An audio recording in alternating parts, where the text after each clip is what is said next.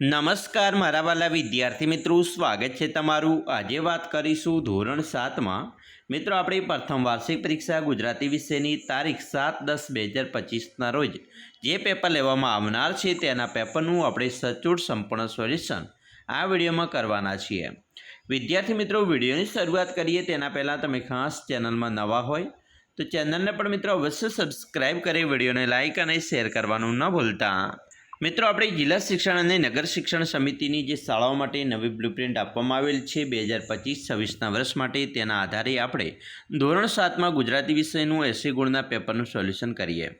મિત્રો, પ્રશ્ન 1 છે, નીચે આપેલા પ્રશ્નોના જવાબ આપવાના છે, જેમાં 1 તમે કઈ કઈ પ્રાર્થનાઓ ગાઓ છો? તો મિત્રો આપણે અહીંયા લખી શકીએ કે અમે સામાન્ય રીતે એ માલિક તેરે બંદે હમ, इतनी शक्ति हमें देना दाता, दया कर देना विद्या का हमें परमात्मा देना और सहना वतु જેવી પ્રાર્થનાઓ ગાઈએ છીએ। બીજો પ્રશ્ન છે, જો ભીખા શેઠ મદદ ન કરી હોત તો મિત્રો જો ભીખા શેઠે મદદ ન કરી હોત તો કદાચ તેવી વ્યક્તિ મુશ્કેલીમાં મુકાઈ જાત અથવા તો તેના પોતાનું કાર્ય પૂર્ણ કરવામાં વધુ સમય અને પ્રયત્ન લાગત। એના પછી મિત્રો ત્રીજો પ્રશ્ન છે કે તમારા ઘરમાં અચાનક સાપ આવી ચડે તો તમે શું કરો?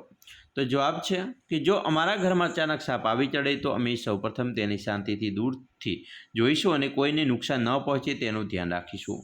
ત્યારબાદ સાપ પકડનારને બોલાવીશું અથવા તો વન વિભાગને સંપર્ક કરીશું। ચોથો પ્રશ્ન છે, છોકરાએ હોડી કેમ તૈયાર કરી હશે? જવાબ, છોકરાએ હોડી કદાચ નદીમાં કે તળાવમાં રમવા માટે અથવા તો કોઈ વસ્તુ એક જગ્યાએથી બીજી જગ્યાએ પહોંચાડવા માટે તૈયાર કરી હશે। 5 માત્ર ઊભા રહેવાથી અને ચાલતા રહેવાથી જીવનમાં કેવો ફેર પડશે?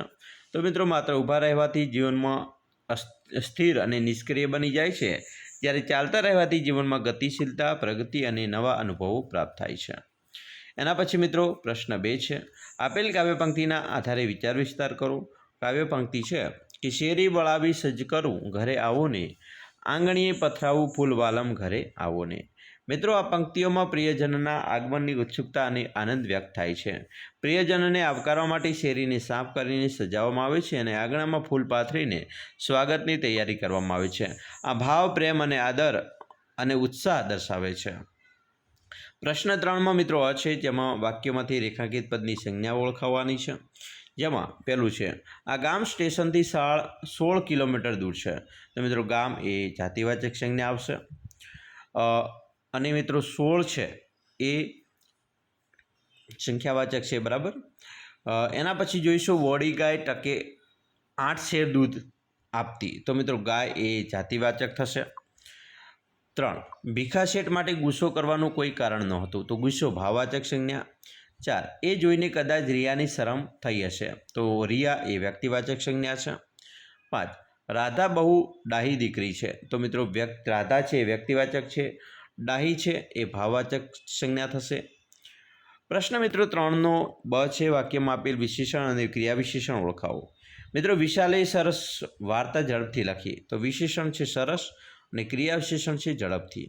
બીજું, તોફાની આખલો પણ ત્યાં ધીમો પડ્યો। તો વિશેષણ તોફાની અને ક્રિયા વિશેષણ ધીમો। ત્રીજું, સુંદર પક્ષી ઝાડ પર હળવેથી બેસ્યું। તો વિશેષણ સુંદર અને ક્રિયા વિશેષણ હળવેથી।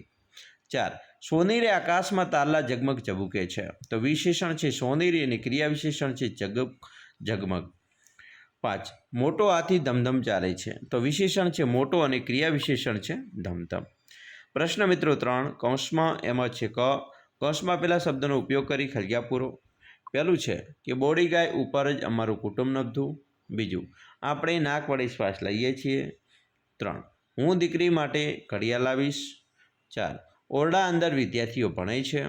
5 મેહુલ અને વિશાળ સાથે શાળાએ જતા। તો અહીંયા આપણે મિત્રો ખળિયા પૂર્ણ કરી।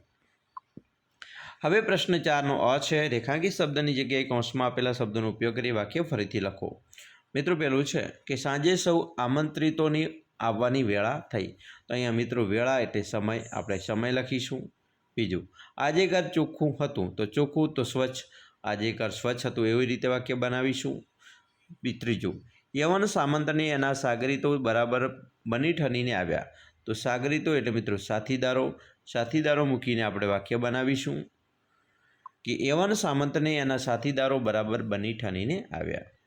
4 ઠંડીના કારણે થરથર કાંપતો હતો. તો થરથર એટલે ધ્રુજતો, તો ઠંડીના કારણે ધ્રુજતો હતો. 5. પાદત્રાણ આવાસે મૂકીને જ આવ્યો હતો. પાદત્રાણ એટલે જોડા, તો જોડા આવાસે મૂકીને જ આવ્યો હતો. હવે પ્રશ્ન 4નો બની વાત કરીશું. શબ્દ સમૂહ માટે એક શબ્દ છે, જેમાં 1 ઈચ્છા અનુસાર દૂધ આપનારી ગાય અને કામધેનુ કહેવાય. 2 ઘરમાં પાણીના વાસણ રાખવાની જગ્યા અને પાણિયારું કહેવાય. 3 કંકુ, ચોખા, કુલેર વગેરેને પૂજા સામગ્રી કહેવાય. 4 ફેણવાળા સાપ તો નાગ. 5 પશુના શરીર પર પસરાવાના સાધન વડે તેને માલિશ કરવી તો એને ખરેરો કહેવાય. પ્રશ્ન 5 છે, એનો અ છે. નીચેના વાક્યમાંથી ભાવાત્મક શબ્દ શોધી એના જેવું બીજું વાક્ય બનાવો. મિત્રો, મિતિશ કલા ઉત્સવમાં પ્રથમ નંબર આવતા ઝૂમી ઉઠ્યો. તો ભાવાત્મક શબ્દ ઝૂમી.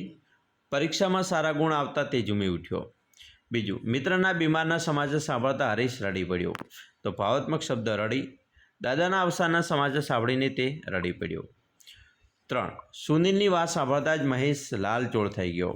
તો ભાવાત્મક શબ્દ લાલચોળ. અપમાન થતાં તે લાલચોળ થઈ ગયો. પ્રશ્ન 5 બ છે, કૌંસમાં પહેલા શબ્દો દ્વારા સંવાદ રચો. જેમાં મિત્રો આ રીતે તમારે સંવાદ રચવાનો છે, જેમ કે ગુસ્સો, નિરાશા, દુઃખ, દયા, ડર અને નવાઈ. અહીંયા તમે મિત્રનું નામ સિવાય તમારા મિત્રનું અને તમારું નામ પણ લખી શકો છો. જેમ કે મિત્ર 1 આજે હું તારા પર બહુ ગુસ્સો છું. મિત્ર 2 શું થયું, કેમ નિરાશા છવાયેલી છે. મિત્ર મારા પાલતુ પ્રાણીનું અવસાન થયું, મને બહુ દુઃખ થયું છે. મિત્ર અરે રે, મને તારા પર દયા આવી છે, પણ તું ડર નહીં, હું તારી સાથે છું. અને મિત્ર 1 તમારી વાત સાંભળી મને નવાઈ લાગી છે, આભાર. તો સરસ મજાનો આ રીતે સંવાદ પૂર્ણ કરી શકો છો. પ્રશ્ન મિત્રો 6 આપેલા ફકરો વાંચી પ્રશ્નોને જવાબ આપવાના છે. મિત્રો અહીં સરસ મજાનો ફકરો આપેલો છે, તેને આપણે વાંચવો પડે અને પછી પ્રશ્નોના જવાબ આપીએ. તો પહેલો પ્રશ્ન છે, આપણા ગુજરાતની આગવી ઓળખ કોણ છે. તો મિત્રો આપણા ગુજરાતની આગવી ઓળખ લોકગીતો છે. 2 લોકગીત એટલે શું. લોકગીત એટલે જેની રચના કોઈ એકાદ વ્યક્તિ ન કરી હોય, પરંતુ લોકસમૂહમાં કંઠસ્થ પરંપરા રૂપે સચવાઈને ગવાતા હોય તે ગીતો. 3 ગુજરાતી લોકગીતોના લતા મંગેશકર તરીકે કોણ સુપ્રસિદ્ધ છે. તો ગુજરાતી લોકગીતના લતા મંગેશકર તરીકે દિવાળીબેન ભીલ સુપ્રસિદ્ધ છે.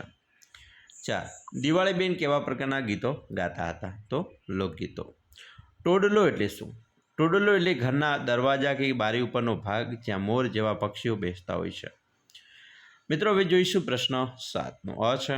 નીચેના ચિત્રના આધારે તમારા શબ્દોમાં વર્ણન કરો. મિત્રો અહીંયા ચિત્ર આપેલું છે, એનું આપણે વર્ણન કરીએ. તો આ ચિત્રમાં એક ગામડાનું દ્રશ્ય દેખાય છે, જ્યાં એક સ્ત્રી પાણી ભરી રહી છે અને અન્ય લોકો આસપાસના વાતાવરણમાં કામ કરી રહ્યા છે. એક ગાય અને વાછરડું પણ જોવા મળે છે. આ દ્રશ્ય ગ્રામીણ જીવનની સાદગી અને શાંતિ દર્શાવે છે. એના પછી બ છે, કાવ્ય વાંચી પ્રશ્નોના જવાબ આપવાના છે. મિત્રો સરસ મજાનું કાવ્ય છે. મીઠા મધુની મીઠા મેહુલા રેલોલ, એથી મીઠી તે મોરી માત રે, જનનીની જોડ સખી નહીં જડે રેલોલ, પ્રભુના પ્રેમ તણી પૂતળી રેલોલ, જગતી જુદીરી એની જાત રે. તો એના આધારે આપણે મિત્રો આપીએ બરાબર પ્રશ્નોના જવાબ. તો માતાને શાનાથી મીઠી ગણવામાં આવી છે. તો મિત્રો માતાને મધ અને વરસાદના પાણી મેહુલા કરતાં પણ વધારે મીઠી ગણવામાં આવી છે. બીજું, જગથી જુદેરી કોની જાત છે. તો જગથી જુદેરી જાત માતાની છે. અને 3 આ કાવ્યમાં મેહુલો એટલે શું. મિત્રો આ કાવ્યમાં મેહુલો એટલે વરસાદની વાત કરી છે. પ્રશ્ન 8 છે, મુદ્દાઓને આધારે સ્વતંત્ર લેખન કરવાનું છે. મિત્રો કોઈ પણ એક, પરંતુ અહીંયા મિત્રો તમને શોર્ટમાં આપણે સમજાવ્યું છે. આનો વિસ્તૃત તમે જવાબ લખી શકો છો.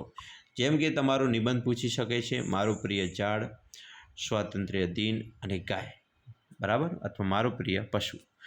તો વિદ્યાર્થી મિત્રો આવી રીતે તમે પણ તમારું લેખન છે એ કરી શકો છો અને તમારી પરીક્ષાની અંદર સરસ મજાના માર્ક્સ લાવી શકો છો. જેમ અહીંયા મિત્રો પૂછ્યું છે મારું પ્રિય ઝાડ, તો તમે આંબા વિશે લખી શકો છો. તો આંબા વિશે મિત્રો વિસ્તૃત 3 થી 4 પેજની અંદર તો લખી શકો છો. ઓછામાં ઓછો મિત્રો તમારે 100 શબ્દોની અંદર નિબંધ છે પૂર્ણ કરવાનો હોય છે, તો જ તમને મિત્રો 7 થી 8 માર્ક્સ મળે છે. એના પછી સ્વાતંત્ર્ય દિન છે. તો મિત્રો 15મી ઓગસ્ટ વિશે તમે જેટલું ન લખો એટલું ઓછું છે, બરાબર. તમારા શબ્દોને ઉમેરીને બરાબર મુદ્દા આધારિત તમે લખી શકો છો. પછી મારું પ્રિય ગાય, મારું પ્રિય પ્રાણી એટલે કે ગાય, ગાય વિશે પણ તમે મિત્રો જેટલું ન લખો એટલું ઓછું છે. તો આવી રીતે તમારે પણ મિત્રો સ્વતંત્ર લેખન કરવાનું છે. અહીંયા તમને ટૂંકમાં માહિતી આપી છે, બરાબર. મિત્રો અમે આશા રાખીએ છીએ તમને આપણા વિડીયો ખૂબ જ ઉપયોગી નીવડશે અને ખાસ મિત્રો વિડીયો ગમે હોય તો લાઇક શેર અને સબસ્ક્રાઈબ કરવાનું પણ ન ભૂલતા.